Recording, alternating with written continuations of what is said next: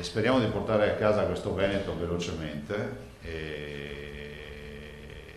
Tutte, diciamo, le forze sono dispiegate per far sì di raggiungere l'obiettivo.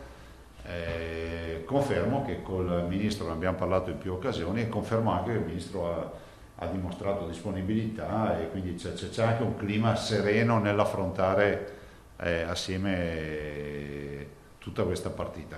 Sulla vicenda dell'imprenditore veneziano Marco Zennaro, detenuto in Sudan, Zaia per ora non può e non intende aggiungere altro, ma il presidente della regione conferma di aver avuto più di un colloquio sul tema col ministro degli esteri Luigi Di Maio e che tutte le forze sono dispiegate con l'obiettivo di far rientrare Marco in Italia.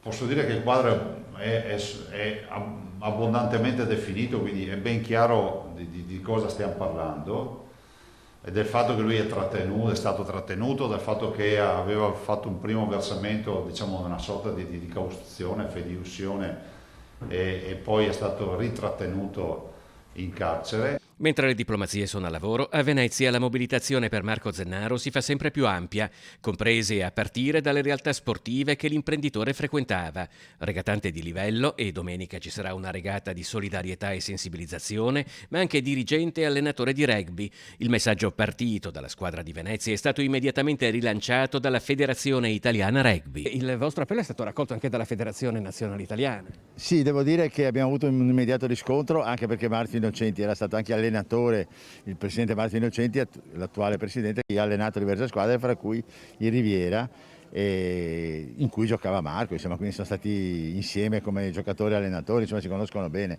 Per cui c'era anche una sensibilità personale in tutto questo, poi noi abbiamo lanciato questo appello, loro hanno raccolto e hanno rilanciato con un hashtag, appunto, Sosteniamo Marco, che è viaggiato in tutte le società italiane. Questo è stato molto importante.